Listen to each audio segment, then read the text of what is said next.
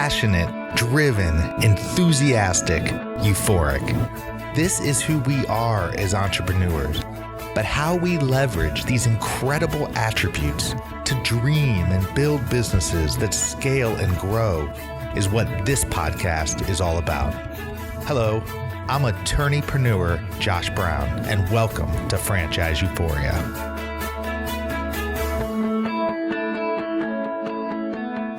Hello, everyone. Welcome back to another episode of Franchise Euphoria. Josh Brown here. And before we get to the actual interview today, I wanted to tell you about something I've been working on for the last probably 2+ years. As many of you know, I'm a franchise attorney, and I spend a lot of time helping people buy great franchise systems, or what I hope will become a great franchise system. And to that end, I spend a lot of time reviewing the legal documents, what's called the franchise disclosure documents, that every franchisor is required to provide to prospective franchisees. Well, over the years, I've realized a lot of really important elements of each and every franchise disclosure document. What's included, what sometimes is not included, questions to then take back to your franchisor, red flags, and perhaps most importantly, a breakdown of what these complicated legal documents actually say in an understandable format.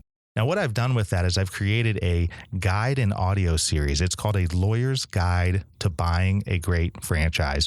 And it comes with about a 50-page nice PDF that breaks down every aspect of the franchise disclosure document, and also comes with audio case studies that further breaks down some of the more important elements of the FDD. Now, of course, if you want to check that out, and I would love for you to do so, just head over to indiefranchiselaw.com/guide. That's indiefranchiselaw.com/guide.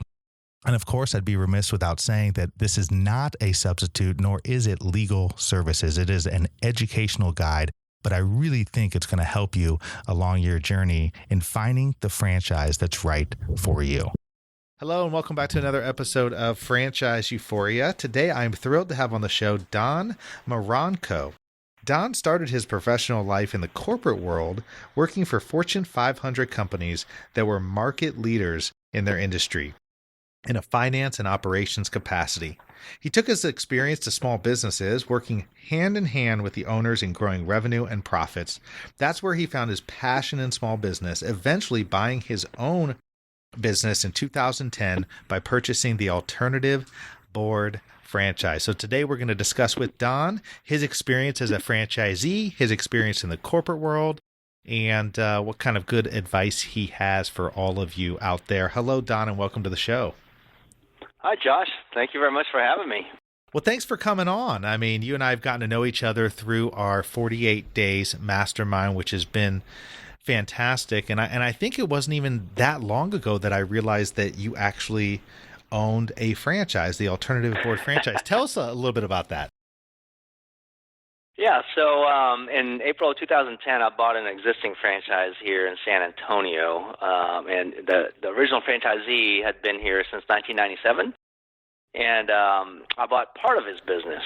And I didn't even realize that this professional service model was a franchise until I started looking into it, because I was looking for something to work with existing business owners, because that's what I loved, as you mentioned in my profile, is that I started working for small businesses and more in a director capacity, director of finance and operations, and I loved working with business owners, but I also wanted to have my own business. And so the Alternative Board really allows me to work with the business owners and also have my own business through the franchise. So, well, what is it? That's how I got into it. What is the Alternative Board? Because I had never heard of them before finding out that you were part of their system. Sure. Well, it's very much like a mastermind group. So we're part of a mastermind group, you and me, Josh. So this is a mastermind group for business owners, but they're targeted for locally owned businesses. And our sweet spot is really, I'd probably say 1 to 10 million in annual revenues. And so employees anywhere from 5 to 50 employees. But we have some bigger, we have some smaller. But we meet on a monthly basis for 4 hours. And my job is to facilitate those meetings and moderate the meetings so that we follow a certain discussion process and agenda so that they get the most value out of those meetings. And so it's called the alternative board because it's an alternative to your traditional board of directors like big companies do. Small companies, don't have access to a formal board of directors, and some of ours do have their own formal directors, but they usually consist of attorneys and bankers or CPAs and also officers within the company. This peer group, this advisory board, is really made up of other business owners. So they learn from each other, and they get wisdom. Their shared wisdom allows them to work a lot smarter instead of harder. And they're all sharing a lot of strategies and tactics and getting feedback from each other on what they would do in their specific situation. Because every meeting, every owner, and there's in each board, we call them boards, the groups, there's 6 to 10 business owners in them. So in every meeting, each board member gets to present a topic, a challenge, an issue that they're facing, and they get the minds of the others on what they would do in that situation based on experience and their own perspectives. So are these very all magical? Yeah, that's interesting. It does sound like a lot like a mastermind. Does it? Are these all in-person meetings? They are. They're all in-person meetings, and that's how the franchise is designed. Is you have in-person meetings in your local business community. And outside of the group meetings, there's a one-on-one coaching component, which is also in person. But others have actually moved into like a phone conversation sometimes in the coaching. So it really depends on the needs of the client. But it's traditionally more in person. So you have your group session, 4-hour meeting for your board meeting with the facilitator and the other business owners.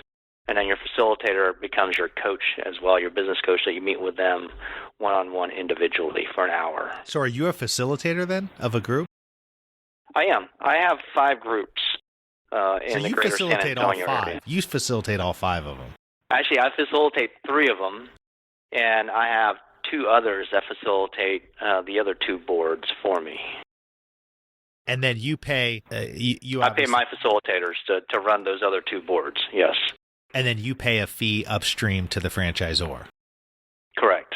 Okay, and then you have a territory, I imagine, in San Antonio? Yes, it's based on zip codes, and the way they break out the territories is really the concentration of businesses within certain zip codes. So based on that, you can get a master territory or a regular territory. So it's just depending on what size territory you want to buy into.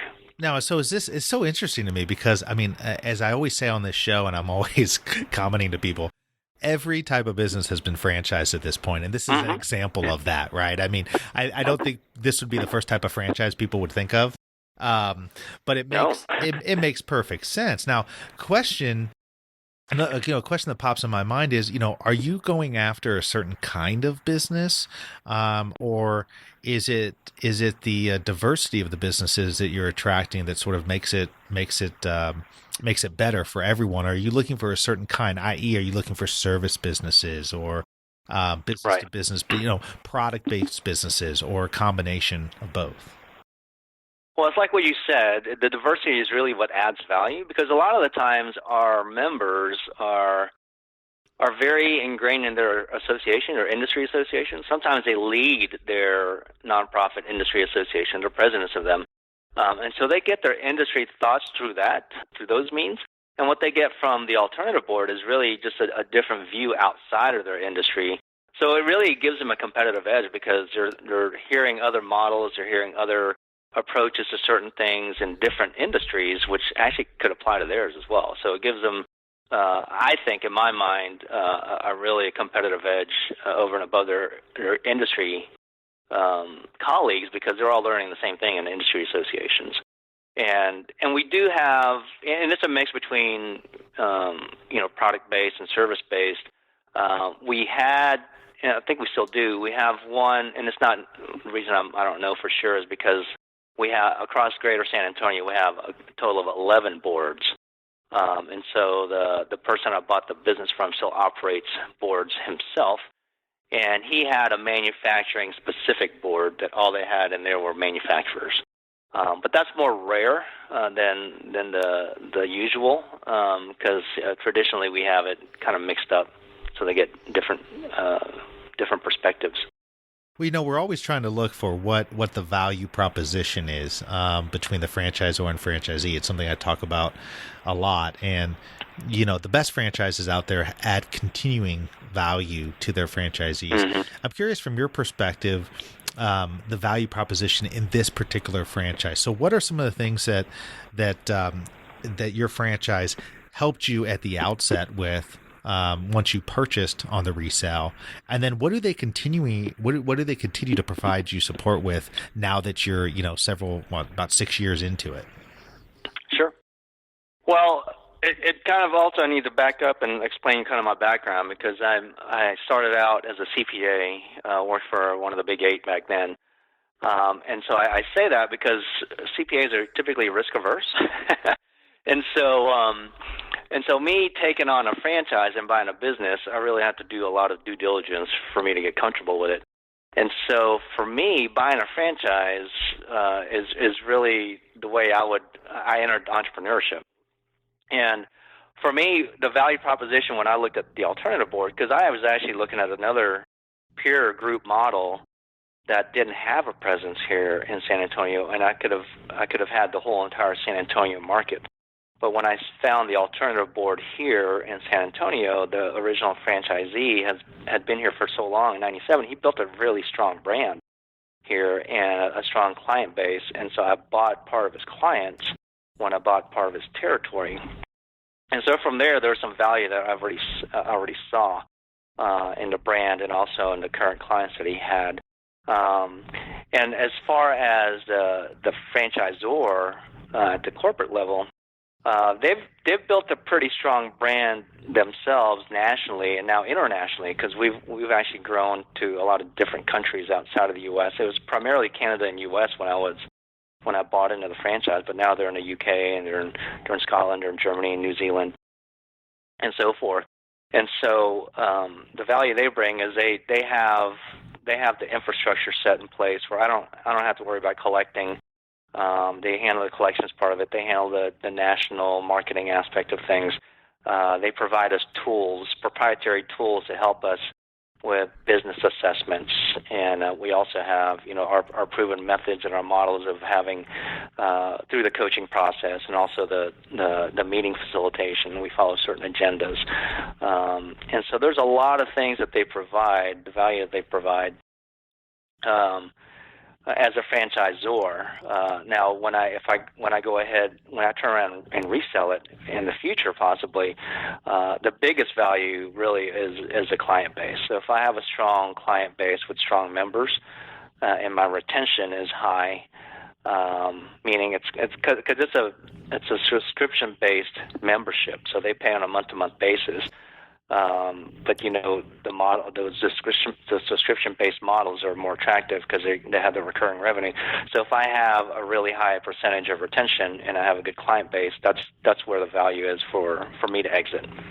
Now, in your territory, do you have an idea of how many groups you could put together in your territory? I mean, have you maximized that at this point, or is there still a lot of room for growth? There's still a lot of room for growth. I have not maximized that, and that's one of my challenges is making sure I'm leveraging myself, and just like any other franchisee, kind of duplicating yourself and making sure that others can do what you can do, so you can expand and grow in your market. And I've done that to some extent, but I definitely have not hit my capacity. So there's a lot of room still left within my own territory. Now, is this, I was just interviewed on a podcast called Side Hustle Nation by a great guy and a friend named Nick Loper, and he's all about helping people find great, and he calls them side hustles, right? Side jobs, not full time. So, okay. Don't give up the day job, but you can go make some recurring revenue doing some other work that isn't going to require a lot of your time. There's franchises that fit into that model. I'm curious, does this franchise fit into that model? In other words, are there folks who are franchisees who also have other full-time jobs, or is this supposed to be a full-time job franchise?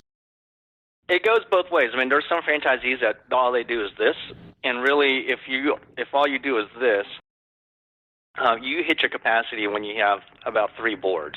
Some operate 4 boards. If they're full at 10 members in each board, you're pretty much at your capacity, and you can't scale unless you start getting more facilitators to run your boards. And then there's other franchisees that have, because there's a lot of us that are consultants as well. For example, my colleague up in the Austin area, he's really good in sales consulting. So he doesn't facilitate any boards himself. And so he has facilitators running his, I think he's got maybe 7 or 8 boards in Austin, and he focuses on the sales consulting and sales strategy. So there's the ones that have scaled definitely have other side businesses that complement what we do through the alternative board, and I have that as well, because I've launched another service last year called EOS, Entrepreneur Operating System, and that's where I'm trying to scale that business as well, and have Tab not be my focal point. And the only way for me, because I have 3 boards myself that I operate, and the only way for me to scale that even more is having my facilitators run the other boards and really leveraging them more and scaling them more and adding more facilitators in the future. So how's that been for you? It's kind of hard to have 2 masters. At least I know there's challenges, at least getting one up and going while you're trying to continue with the one you already have. How's that been for you? It's a challenge, but they're very complementary, because what I do with the alternative board is strictly with the business owners, and what I do with EOS, the Entrepreneur Operating System, is through the leadership team. So if they're stuck at the business owner level and they're not able to implement a lot of the things we talk about through TAB, through their leaders and the rest of the organization, that's kind of where EOS adds value, and working with their leadership team with the implementation. So it's still a challenge, but it's not as much of a challenge as probably other services if they were not so aligned and complementary with each other.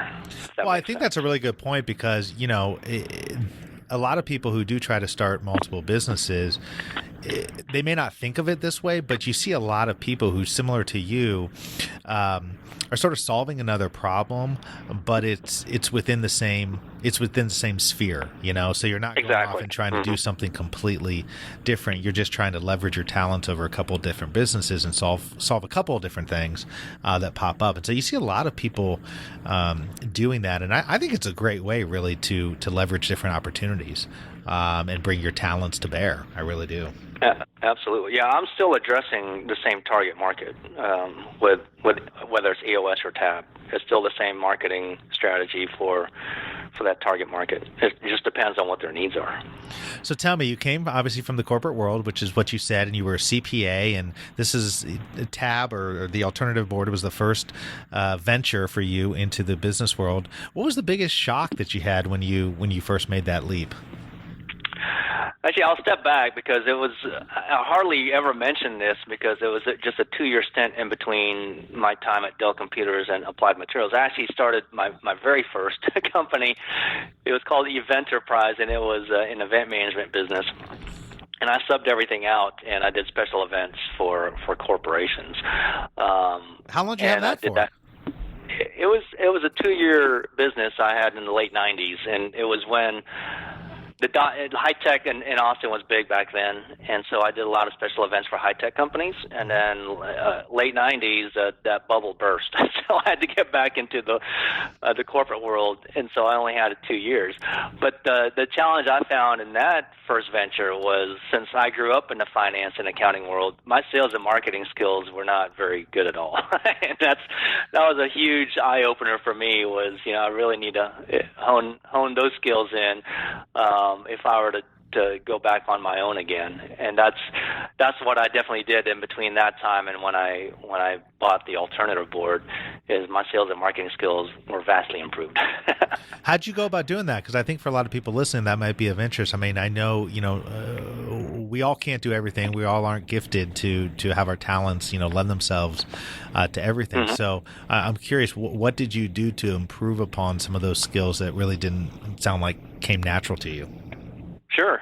No, well, when I when I started back into the small business after Applied Materials, which is my last big corporate job, and I became the director of finance and operations, I wore all the hats. And while my comfort level was finance and operations stuff, I also oversaw the sales and marketing aspect of it for the owners.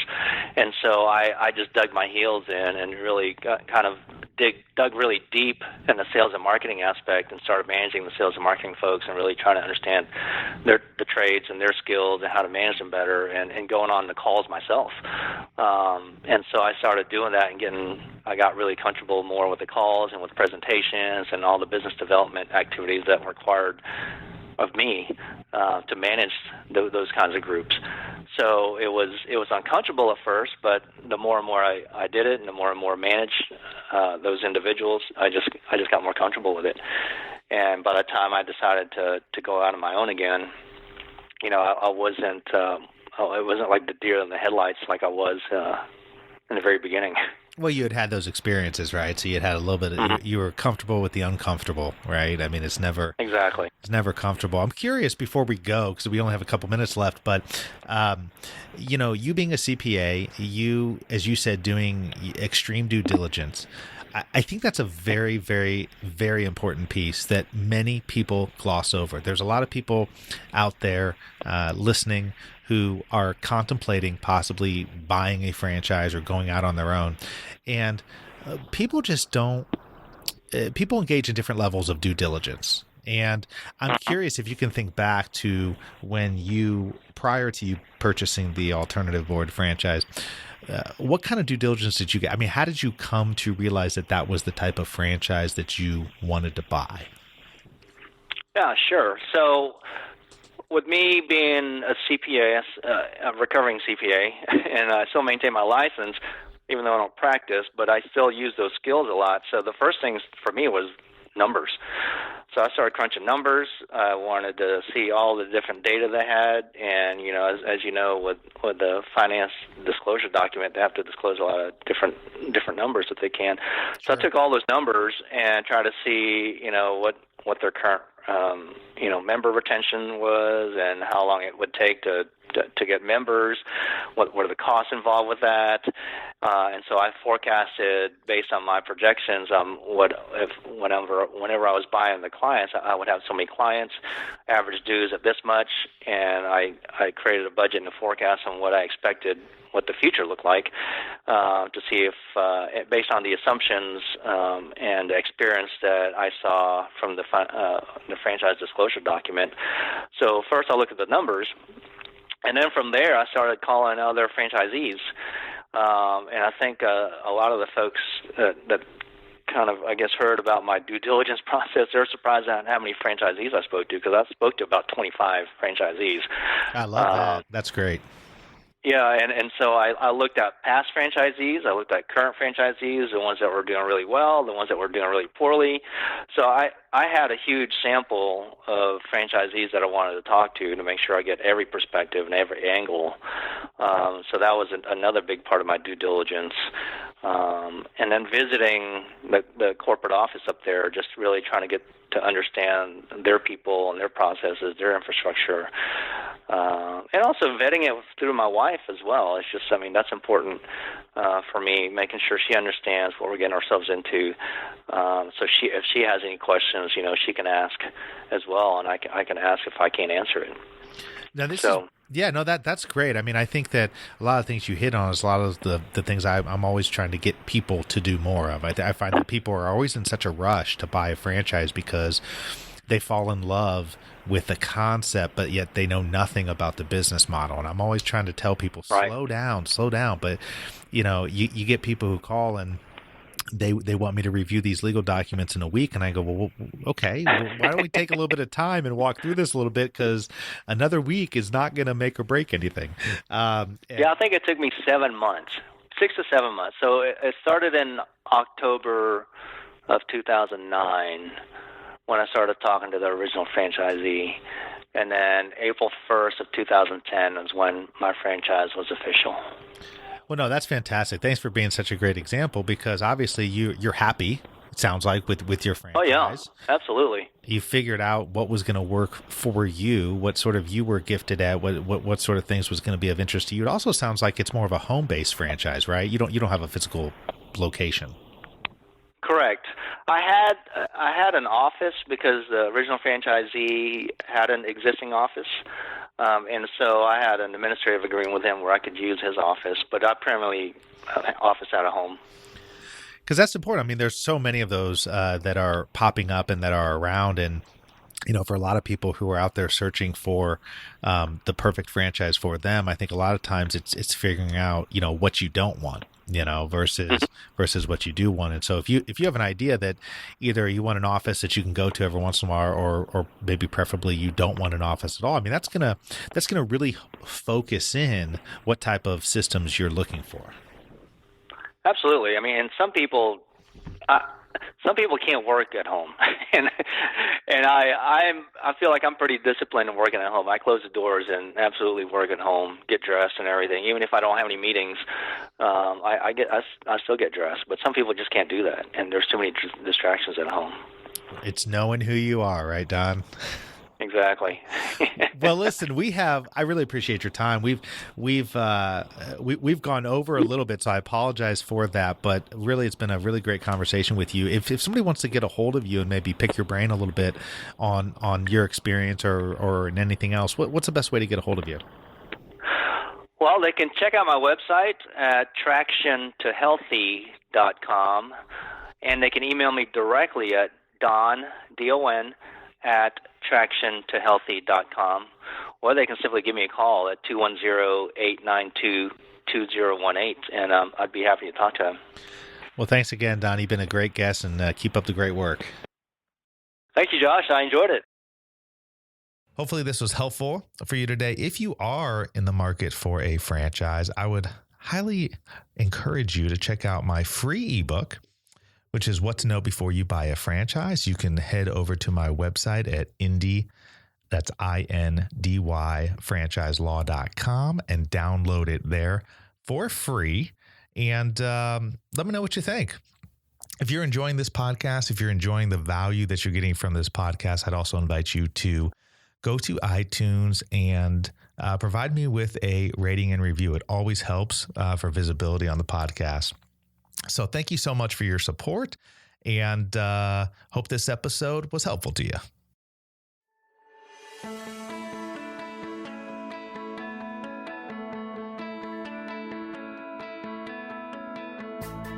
Thanks for being with us today on the Franchise Euphoria podcast. If you enjoyed this episode, please be sure to go to iTunes and provide a review.